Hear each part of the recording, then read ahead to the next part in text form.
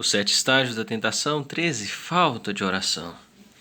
Excesso de confiança leva à falta de oração. Então, certamente, como o verão vem depois da primavera. Não poderia ser de outra forma, pois quando uma pessoa se sente autossuficiente, a oração lhe parece totalmente desnecessária. Talvez murmure algumas palavras por força do hábito, mas isso dificilmente pode ser chamado de oração. Se ela for honesta consigo mesma, tem de admitir que, no que lhe diz respeito, a oração pode ser bonita, mas não é necessária. Ela pode arranjar-se bem sozinha. Obrigado. Os meses se passam, talvez anos, mas finalmente ela se verá face a face com a esterilidade de sua alma. Talvez seja preciso uma tragédia familiar, morte ou divórcio. Ou talvez nada mais que falta de emprego ou um desastre financeiro maior. Ainda assim, quando isso acontece, seja qual a forma que assuma, ela vai subitamente descobrir que seus recursos íntimos são demasiadamente limitados. Esse foi o caso dos 11 discípulos, especialmente de Pedro. Depois da sinistra predição de que todos o abandonariam, Mateus 26, versículo 31 até o 33. Jesus os levou para o Getsêmani, um lugar que ficava no Monte das Oliveiras. Era um retiro de que ele gostava, um local onde ia com frequência para ficar sozinho com o Pai. Contudo, naquela noite fatídica não conseguia encontrar conforto, pois sua alma estava cheia de tristeza até a morte. Mateus 26, versículo 38. Levando Pedro, Tiago e João, Jesus os separou dos outros. Voltando, olhou nos olhos deles com grave intensidade. Ficai aqui e velai comigo, disse ele, antes de seguir adiante no jardim. Mateus 26, versículo 38. Agora sozinho caiu com o rosto em terra orando. Depois que Jesus desapareceu na escuridão, Pedro e os 2 irmãos se entreolharam. Não disseram nada, simplesmente se olharam.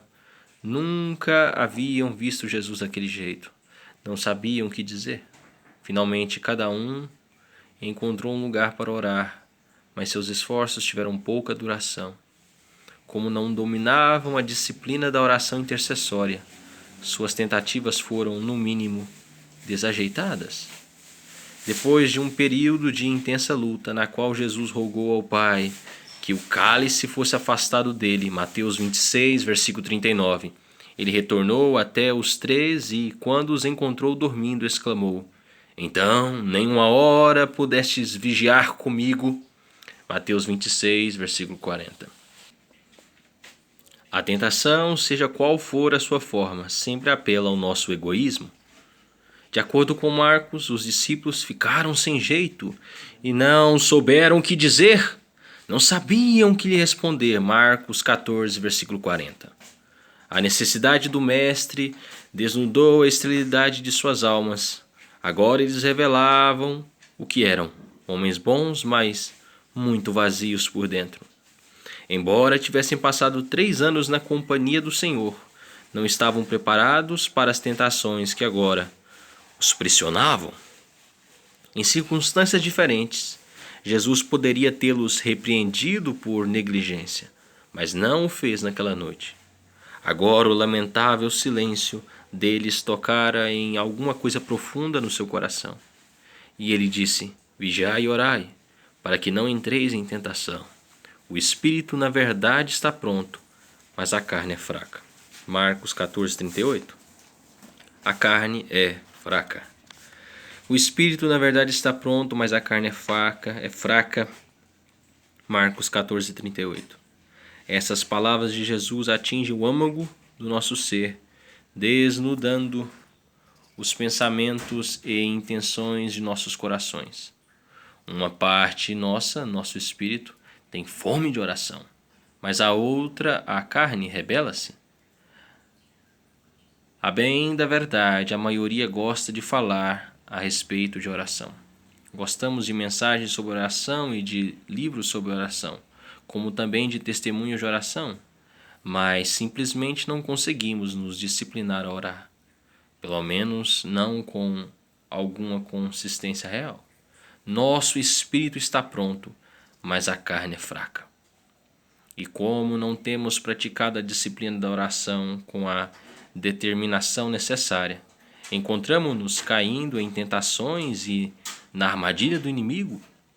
Isso se aplica especialmente se alguém está lutando contra um hábito pecaminoso ou uma fortaleza de sua vida, derrubando fortalezas.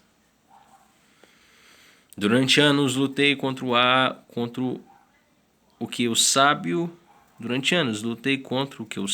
chama de palavras como pontas de espada. Provérbios 12, 18. Em público, eu conseguia manter minhas observações sob controle a maior parte do tempo, mas com a minha família eu era um terror. Isso não quer dizer que não fosse carinhoso ou que não soubesse elogiar, só que o tipo de palavras que utilizava podiam ser cortantes e cruéis a qualquer momento. Quando o Todo-Poderoso Eu, capítulo 2, não podia fazer a sua vontade, comportava-me como uma criança mimada. Isso durou anos. E eu estava muito cego para o mal que produzia. Finalmente, Brenda não aguentou mais.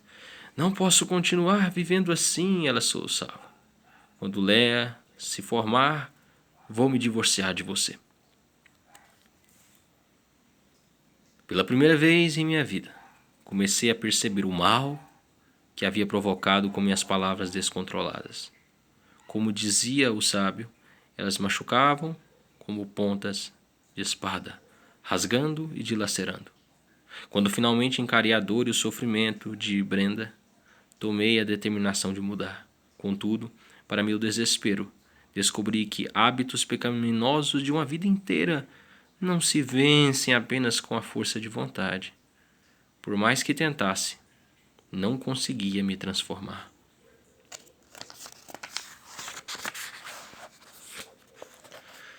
Desesperado, voltei-me para o Senhor. Dia após dia orava. Põe, ó Senhor, uma guarda à minha boca. Guarda a porta dos meus lábios. Salmo 141, versículo 3. Não permita que eu enuncie palavras indelicadas, mas apenas a que for útil para edificação, para edificar os outros, conforme a necessidade, para que conceda graça aos que a ouvem. Efésios 4, 29, NVI. Senhor, Pai mais fundo, eu orei. Transforma o meu coração, pois do que há em abundância no coração, disso fala a boca. Mateus 12, 34. Cria em mim, ó Deus, um coração puro e renova em mim um espírito reto. Salmo 51, versículo 10. Nos primeiros estágios da luta, achei que era necessário orar. Não apenas uma vez por dia, mas diversas vezes. Enquanto fui fiel na oração, Deus foi capaz de fazer sua obra redentora em mim.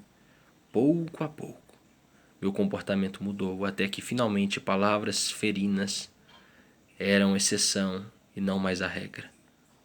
Então comecei a enfrentar uma nova tentação: excesso de confiança. Quando pensei que poderia resolver as coisas sozinho, parei de orar com toda essa intensidade. As coisas correram bem por alguns dias, então me vi escorregando de novo. Logo minhas palavras se tornaram ferinas e amargas novamente. Eu deveria ter aprendido com aquela primeira recaída, mas naturalmente não aprendi. Na verdade, tive várias recaídas ao longo dos anos, cada uma depois de um período de excesso de confiança, acompanhado de falta de oração. Quando achava que tudo estava sob controle. Ultimamente tenho percebido que nunca ficarei totalmente livre dessa tendência prejudicial, que posso viver de forma vitoriosa apenas enquanto projeto meu coração com oração. Quando deixo de orar, caio na tentação e no fracasso. Tão certo como a água congela a 0 graus Celsius. Na verdade, a oração é uma declaração inarticulada de nossa completa dependência de Deus. Toda vez que oramos, estamos renunciando à soberba da carne e da autossuficiência. É o nosso modo de reconhecer que não podemos ser as pessoas que Ele nos chamou para ser, independentemente da obra contínua do Espírito Santo em nossas vidas. Dada a nossa forte inclinação para a vontade própria, talvez seja necessário submeter nossos egos recalcitrantes a Ele, muitas vezes por dia no restante de nossas vidas. A vida do ego, a tentação, seja qual for a sua forma, sempre apela para o nosso ego, por causa de nossa natureza decaída. Temos a inclinação de nos considerar o centro do universo. E isso é verdadeiro, quer sejamos egomaníacos, quer vítimas de uma autoimagem tragicamente deficiente. De qualquer forma, o mundo gira ao nosso redor. A pessoa autoconsciente está convencida de que todos olham para ela. Cada olhar real ou imaginário é pessoal. O egomaníaco, por seu lado, procura o centro do palco, no que lhe diz respeito. Nenhuma necessidade ou desejo é tão importante quanto os seus. As pessoas se encaixam em 2 categorias: fãs e inimigos. No calor da tentação, só pensamos em nós mesmos, no presente momento. O enganador nos diz que para assumirmos o controle de nossas vidas, para fazermos as coisas do nosso jeito. Regras foram feitas para os outros, ele diz. Você é bastante esperto para saber o que é bom para você. Aproveite o momento, não se intimide com o que os outros dizem. Ele nos diz para pensarmos apenas em nós mesmos, sejam quais forem as consequências que nossos atos possam ter. Quando somos enganados pelo seu jeito de pensar, quase não há mais nenhuma escolha pecadora que não possamos justificar. Nossas necessidades têm precedências sobre tudo mais. Votos matrimoniais, filhos e até mesmo as leis de Deus. Quando confrontado pela esposa que traíra, um marido infiel ingenuamente explicou sua atitude pecadora com estas palavras: eu me sentia atraído por ela. Nada mais, apenas isso, como se os seus caprichos e desejos fossem tudo o que importasse.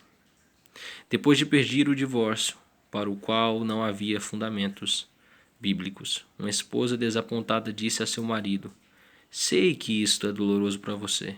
Sinto muito, realmente sinto, mas tenho de pensar em mim mesma. Neste ponto da minha vida, tenho de pensar em minhas próprias necessidades. No momento da tentação, é como se estivéssemos olhando para a vida através de lentes telefotográficas. O objetivo de nosso desejo egoísta é engrandecido até que enche toda a estrutura de nossa existência. É a única coisa em foco, tudo mais fica borrado. Perspectiva eterna. Não nos admiramos de que Jesus insistisse conosco para vigiar e orar, para que não entreis em tentação, Mateus 26:41. Apenas a oração pode colocar este momento da tentação dentro da perspectiva eterna. Somente a oração pode capacitar-nos a ver o quadro maior. Sim, somos livres para seguir nossos desejos pecadores, se assim escolhermos, mas não vivemos em um vácuo. Haverá consequências nesta vida e na próxima. A oração neutraliza as mentiras tentadoras do inimigo, focalizando novamente nossa tentação em Deus. Focalizando novamente nossa atenção em Deus. A oração neutraliza as mentiras tentadoras do inimigo, focalizando novamente nossa atenção em Deus. No secreto da imaginação, onde o ego é rei, as sugestões sedutoras do enganador são mesmerizantes, até mesmo hipnóticas. Porém, quando entramos na presença de Deus, vemos-las como as coisas estranhas que realmente são. Na oração vemos Deus enaltecido e elevado acima de nós, e a sua glória enche o nosso ser. Como clamou o profeta da antiguidade: ai de mim que vou perecendo, porque eu sou um homem de lábios impuros, e os meus olhos viram o Rei, o Senhor dos Exércitos. Isaías 6:5. Na sua presença vemo-nos como ele nos vê, e isso pode ser terrivelmente desconcertante, pois nada fica oculto a ele. No entanto, apesar de nossa humanidade imperfeita, ele não nos condena nem nos rejeita. Em vez disso, ele toca em nossas vidas com seu poder santificador e somos transformados. Leslie Duncan partilha uma experiência de sua infância que exemplifica como a oração neutraliza a tentação. Ela escreve: meu pai costumava colocar um pedacinho de carne ou biscoito no chão perto de um cão que tinha. Ele dizia: não! O cão sabia que não devia tocar aquilo, mas ele nunca olhava para a carne. Parecia que sentia que, se o fizesse, a tentação de desobedecer seria bem maior. Por isso ele olhava firmemente para o rosto do meu pai. A oração é assim. Ela volta a nossa atenção da tentação para a face de Deus. Então, vemos todas as coisas mais claramente. Deus é o centro do universo. Ele está no céu. Nós estamos na terra. É o seu reino, a sua glória e o seu poder que buscamos, e não os nossos. Aprofundamento no capítulo, refletindo nele. 1. Como você imagina que a vida de Jesus teria sido se ele orasse menos? 2. Como a sua vida poderia ser se você conseguisse identificar um comportamento-chave que gostaria de mudar e submetê-lo a Deus diariamente? Fica aqui essas questões para você pensar e aprofundar mais nesse capítulo sobre falta de oração.